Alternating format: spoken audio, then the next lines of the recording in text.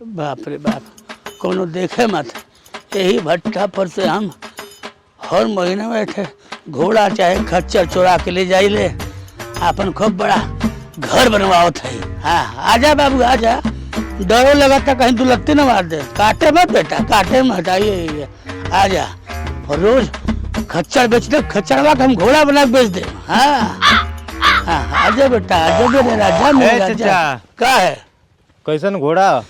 घोड़ा मतलब पुरान जमाना का हम राजा महाराजा हैं, शौक में घोड़ा पाली ले। हाँ और का? हाँ का खासियत बा एकर? एक खासियत, एकर खासियत सुन ले बने तो गोए तेरे जमीन सर से सरक जाई, आसमान पर से फाट जाई। अच्छा मनो सरक जाई। हाँ। आसमानवा पर दे फाट जाई। हाँ अरे बड़े बड़े लोग लखपति आइले खरीदे खाते दहले नहीं घोड़ा। तो कितना में बेचब? ये घोड़ा ढेर नहीं, 2 लाख रुपया के। 2 लाख? और का है 2 लाख बा? देखा था बेटा घोड़ा मर जाई, देखा था 2 लाख के घोड़ा है। गने बाबू 2 लाख का है पे। का खासियत हो भाई का? एकर खासियत, खासियत सुन जाइबे ना तो सोच नहीं सकला।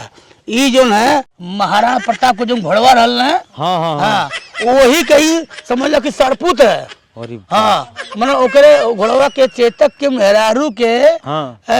भाई के बेटवा है। अच्छा बेटवा? हाँ उहे नहीं, एकर सगे फुफ्फा है घोड़वा के। हाँ।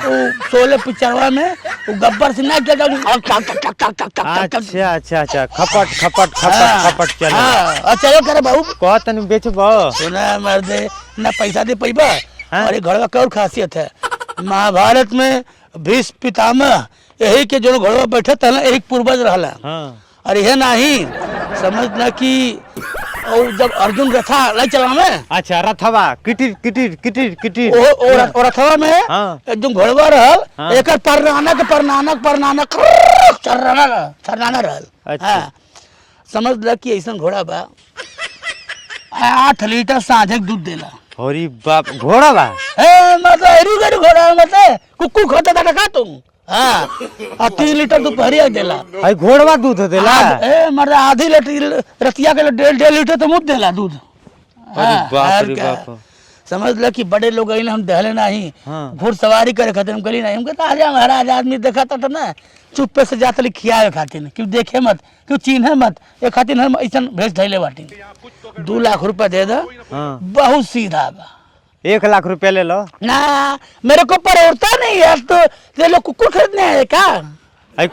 चाचा अरे हम घोड़ा खरीदे आयल बानी, कुकुर ना है, घोड़ा घोड़ा। शाहरुख खान आओ, शाहरुख खान, एक नाम शाहरुख खान है। सुनो बताइए, सुनो सुनो सुनो। हाँ लो अब क्या करबो, जब आ गेल बानी घोड़ा खरीदे। हाँ सुना सुना हम बता दी।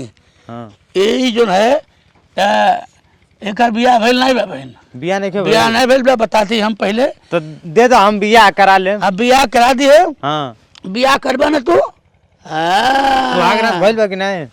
ए मर्दा बड़ा गंदा आदमी बैठा तू। हाँ एक बियाह करा दिए, बढ़िया घोड़ी रहे, ठीक है ना? ये समझ लो कि अभी घोड़ा के बारे में क्या बताई, दौड़ डाले नहीं कड़बड़ कड़बड़ कड़बड़ कड़बड़ कड़बड़ कड़बड़ कड़बड़ कड़बड़।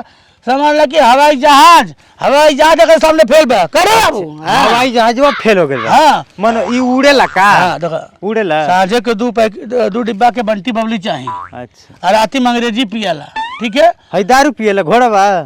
तू का मतलब भिखमंगा का घोड़ा समझता लड़का नहीं परोता, चलो ना ये और हवा आने दो। सुनो ना। हाँ कितना ताजा ताजा बताई, कितना में हम दे दी? चला 1,95,000 दे दो।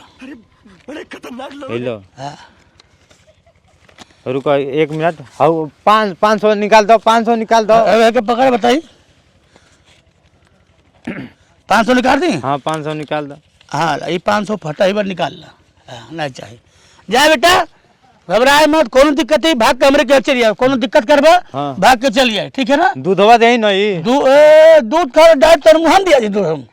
हाँ सुना, बहुत मनी कहला हमार घोड़ा, क्यों कहीं ना माने मत। हाँ साला सब घोड़ा चोरा के चल जाले, आजकल बड़ा चोर बाटे। के तेरे घोड़वा दुहे के बा? हाँ के तेरे डाइट चौका पिए ना बाबू। शाहरुख खान हम चलते, ठीक है ना? आए बाय टाटा। लात ना चलाई तू होले में? हाँ ना लात ना चलाई, मतलब गाय है, स्वभाव से गाय है, चलते यहाँ। चलो ठीक भले। 2 तल्ला बनी जाए। आओ आओ आओ आओ आओ। अब तो हम राजा हो जाए। आओ आओ आओ ए! दूध दूध पियम दूध। ए! कहाँ लेके जाता लेके? कहाँ लेके जाते रहो? हाँ कहाँ लेके जाता लेके? घरे लेके जाते नहीं। घर है? हाँ कैसे पूछ के ले जाता ला?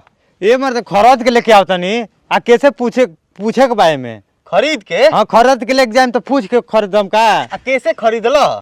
ढेला महाराज से घोड़ा खरीद के लेके जाते नहीं। घोड़ा? हाँ खच्चर है हमरे भट्ठा पर काम करेला। खच्चर हो? तो तोके का घोड़ा लगता? ये मर्द रही उ तो कहत ना घोड़ा हो आई दूध देला। दूध देला? अरे बाप, घोड़ा दूध देला? नहीं खच्चर हमारे लेके कहत घोड़ा हो। ये मर्द रही अब तो ठगा गए नहीं यार। अरे दादा तू समझे ठगैला तो? आ कैसे खरीदला? और ढेला महाराजा एगो दुके बा। ढेला महाराज? हाँ। वो तो चोर है, हर महीने में भट्ठा पर से एक लेके चुरा के जाला। अरे बाप रे बाप। गोइल के ने मिल जाई तो वही तो खोजत नहीं हम। 1,95,000 हमारे गइल। हाँ तो जा खोजो 1,95,000 अपन।